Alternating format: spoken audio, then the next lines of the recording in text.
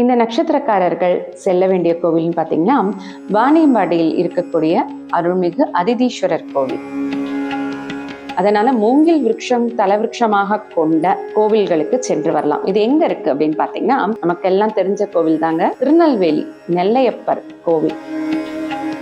அடுத்த கோவில்னு பார்த்தீங்கன்னா, திருவள்ளூர் அருகே இருக்கக்கூடிய திருப்பாசூர்ங்கிற ஊருங்க. அங்க குடிக்கொண்டிருக்கும் அருள்மிகு வாசீஸ்வரர் கோவில். இந்த கோவிலில் இருக்கக்கூடிய தலவிருட்சமானது 5000 ஆண்டுகள் பழமை வாய்ந்தது. இந்த மூங்கில் மரம் எல்லோரும் சென்று தரிசிக்க வேண்டிய திருத்தலம்.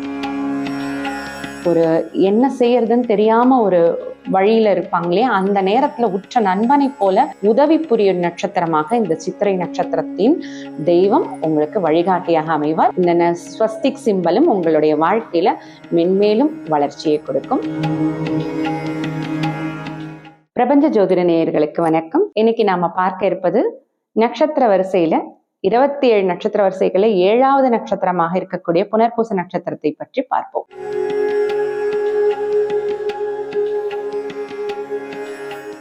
ஏழாவது நட்சத்திரம் சொல்றோம்.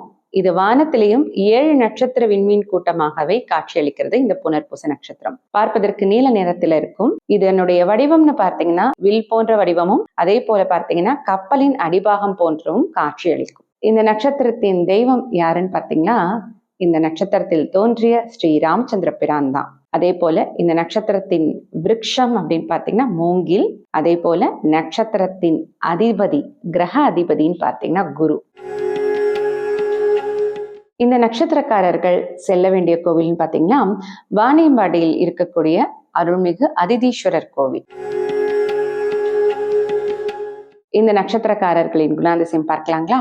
இந்த நட்சத்திரத்துல 2 பாதங்கள், அதாவது முதல் 3 பாதங்கள் மிதுன ராசியும் அடுத்த 4வது பாதம் கடகராசியும் கொண்ட 2 வீடு இந்த நட்சத்திரக்காரர்களுக்கு அமையும். அப்போ மிதுன ராசியில புனர்பூச நட்சத்திரத்துல பிறந்தவங்களுக்கு ஒரு சில குணாதிசயமும், கடகராசியில பிறந்தவர்களுக்கு ஒரு சில குணாதிசயமும் இருக்கும். ஆனா பார்த்தீங்கன்னா, புனர்பூச நட்சத்திரத்துல பிறந்துட்டாலே வாழ்க்கையில ஏதாவது ஒரு விதத்துல அவங்க முன்னேறி வரணுங்கிற ஒரு ஆவல் இருக்கும். அதே சமயம் சில சஞ்சலம் இருக்கும். ஏன்னா இந்த நட்சத்திரம் பார்த்தீங்கன்னா, இவர்கள் மிதுன ராசியில இருந்தாங்கன்னா பயங்கர புத்திசாலி, புத்தி சாதுரியம், மக்கள் கிட்ட எப்படி பேசணும், ஃப்ரெண்ட்ஸ் இவங்களுக்கு ரொம்ப அதிகம். இவங்க நட்புக்குன்னு எந்த ஒரு விஷயத்தையும் செய்யக்கூடியவர்களாக இந்த மிதுன ராசியில் அமைந்த புனர்பூச நட்சத்திரக்காரர்கள் இருப்பாங்க. அதிபுத்திசாலி, ஏன்னா குருவோட நட்சத்திரம் இல்லைங்களா, அதனால ஒரு காருண்யம் இருக்கும் இவங்ககிட்ட. சாத்வீக குணம் சொல்லக்கூடிய ஒரு அமைதியான குணம் இருக்கும். அதே போல பார்த்தீங்கன்னா இவங்க டியூவல் நேச்சர். ஒரு சின்னதா இது செய்யலாமா செய்யக்கூடாதான்னு எப்ப பார்த்தாலும் இவங்களுக்குள்ள ஒரு மைண்டுக்குள்ள ஒரு கால்குலேஷன் வந்துகிட்டே இருக்கும். இதை தவிர்த்துட்டா ஒரு ஸ்திரமான முடிவுல எடுத்துட்டாங்கன்னா இவங்களை மிஞ்சறதுக்கு யாருமே இல்லைங்க. அதே போல பார்த்தீங்கன்னா இவங்களை பொறுத்த வரைக்கும் சுய கௌரவம் ஜாஸ்தி. இந்த மிதுன ராசியில இருக்கக்கூடிய புனர்பூச நட்சத்திரக்காரர்கள் சுய கௌரவம் அதிகமாக இருக்கக்கூடியவர்கள். இவர்கள் அதிகமாக தன்னை நற்பணிகளில் ஈடுபட்டுக் கொள்வார்கள். கடகராசியில இருக்கக்கூடிய புனர்பூச நட்சத்திரத்துலதான் ஸ்ரீ ராமச்சந்திரமூர்த்தி அவதரித்த நட்சத்திரம். உங்களுக்கு ராமச்சந்திரமூர்த்தியே ஒரு மிகப்பெரிய ஒரு எடுத்துக்காட்டு. மிக சாத்வீகம் குணம், அதே சமயம் பார்த்தீங்கன்னா கருணை, இதெல்லாம் அதிகமா இருக்கும். ஆனா அதிகமா சாத்வீகமும் கருணையும் இருந்தா சில விஷயங்கள்ல அவங்களுக்கு இடர்பாடுகள் வருங்கிறதுக்கு நமக்கு அவரே ஒரு எடுத்துக்காட்டு. அதனால எப்படி இருக்கணுங்கிறத அவங்களே முடிவு பண்ணிக்கலாம். கருணை எல்லாமே அதிகமாகவே இருக்கக்கூடியது. சீக்கிரமா மற்றவர்களை நம்பி ஏமாறுவார்கள். இதெல்லாம் புனர்பூசம் கடகராசியில் இருக்கக்கூடியவர்கள். எதெல்லாம் அவங்க மாத்திக்க கொள்ள வேண்டிய விஷயங்கள்ங்கிறத அவங்களே முடிவு பண்ணிக்கலாம். புனர்பூசத்தின் விருட்சம்னு பார்த்தீங்கன்னா மூங்கில் மரம். மூங்கில் மரத்தை ஸ்தல விருட்சமாக கொண்ட கோவில்களுக்கு இவர்கள் சென்று வரும் பொழுது அதிகமான பலன்கள், இவங்களுக்கு நன்மைகள் சேரும். ஏன்னா மூங்கிலுடைய தன்மை நம்ம பார்த்திருக்கோம், ஒரே போல வளர்ந்துட்டே வர மாதிரி இருக்கும். திடீர்னு பார்த்தா அதனுடைய வளர்ச்சி அதிகமா இருக்கும். எந்த நிமிஷத்துல எந்த நேரத்துல அவங்க வளர்றாங்கன்னே தெரியாது. அவங்களுக்குள்ள இருக்கிற ஸ்ட்ரென்த் திடீர்னு ஒரு வளர்ச்சியை கொடுக்கக்கூடியதாக இருக்கும்.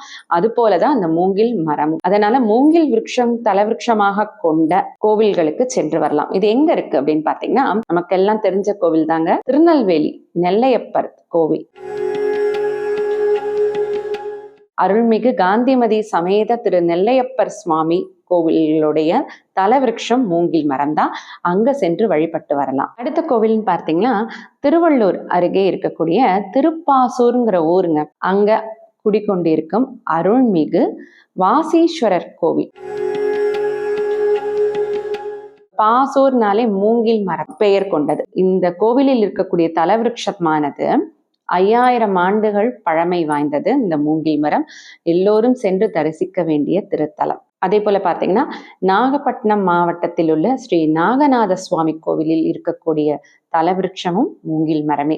அதனால இதெல்லாம் சிறப்புமிக்க கோவில்கள். இன்னும் நீங்க தேடினீங்கன்னா அதிக கோவில்கள் கிடைக்கும். இந்த புனர்பூச நட்சத்திரக்காரர்கள் இந்த திருக்கோவில்களுக்கு சென்று இந்த தெய்வங்களை வணங்கி இந்த மூங்கில் மரத்து அடியில் சிறிது நேரம் அமர்ந்து தியானம் செய்து வந்து விட்டார்கள் அப்படின்னா வாழ்க்கையில பல முன்னேற்றம் கிடைக்கும், நல்ல மனோதிடம் கிடைக்குங்க.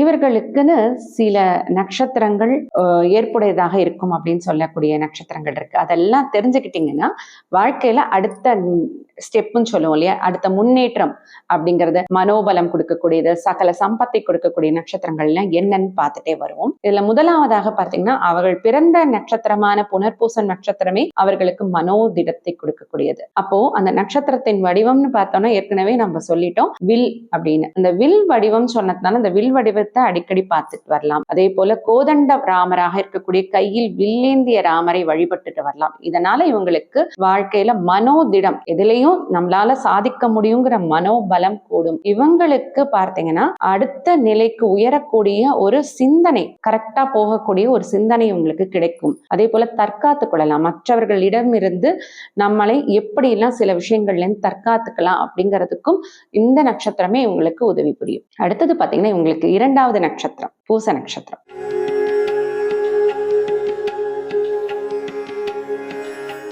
இந்த பூச நட்சத்திரம் அப்படிங்கிறது இவர்களுக்கு சர்வ சம்பத்தை, தனதாரைன்னு சொல்லுவோம், சர்வ சம்பத்தை கொடுக்கக்கூடியது. அதனால பூச நட்சத்திரத்தின் வடிவம்னு சொல்லிட்டீங்கன்னா வேல் வடிவம். இந்த வேல் வடிவத்தை அடிக்கடி இவங்க பார்த்துட்டு வரும் பொழுது இவங்க வாழ்க்கையில மென்மேலும் உயரலாம். அதனால இவங்க இந்த பூச நட்சத்திரத்தன்று ஏதாவது ஒரு புதிய முயற்சி செய்தார்கள்னா வாழ்க்கையில பெரும் வெற்றி கிடைக்கும். அதே போல இவர்களுக்கு 4வது நட்சத்திரம் அப்படின்னு பார்த்தீங்கன்னா மகம் நட்சத்திரம். இந்த மகம் நட்சத்திரம் அப்படின்னா இவங்களுக்கு காரிய சித்தின்னு சொல்லக்கூடிய ஒரு க்ஷேமதாரையாக அமைந்து விட்டிருக்கிறது. இந்த க்ஷேமதாரை நட்சத்திரமானது இவர்கள்ல ஏதாவது ஒரு குறுகிய கால வெற்றி, இப்ப இமீடியட்டா ஒரு வெற்றி கிடைக்கணும் அப்படின்னு நினைக்கிறாங்க இல்லையா, அந்த நேரத்துக்குள்ள இந்த மக நட்சத்திரம் வரக்கூடிய நாட்கள்ல ஒரு விஷயத்தை அவங்க மேற்கொள்ளும் பொழுது பூரணமான வெற்றி உங்களுக்கு கிடைக்கும். அதே போல அதனுடைய வடிவமான கோபுரம் அப்படிங்கிற அந்த வடிவத்தை இவங்க அடிக்கடி பார்த்துட்டு வரலாம். மக நட்சத்திரத்துடைய வடிவம்னாலே கோபுரம், கிரீடம் தான். இதை அடிக்கடி பார்த்துட்டு வரும்பொழுது இவங்களுடைய வாழ்க்கையில காரிய வெற்றி அடுத்தடுத்த நிலைக்கு கொண்டு செல்லும். அடுத்தது, ரொம்ப நாளா நான் ஒரு விஷயத்த நடக்கணும்னு நினைக்கிறேங்க, அது நடக்க முடியாம தள்ளி போயிட்டே இருக்கு அப்படின்லாம் சொல்லுவாங்க இல்லையா, அது சாதகமான சூழலே வரமாட்டேங்குது. ஒருத்தருக்கு வீடு கட்டணும்னு நினைப்பாங்க, அது தள்ளி போயிட்டே இருக்கும்.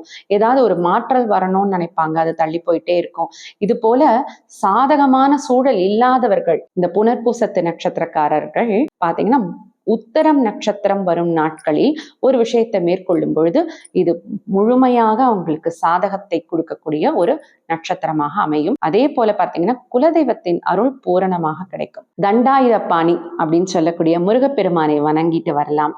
தண்டமேதி தண்டநாதா எனும் வாராகி அம்மாவை இவங்க வணங்கிட்டு வரலாம். இவர்கள் எந்த தெய்வத்துடைய கையில கோல் இருக்கிறதோ அதுதான் உத்தர நட்சத்திரத்துடைய வடிவம், அந்த தெய்வத்தை வணங்கிட்டு வரலாங்க.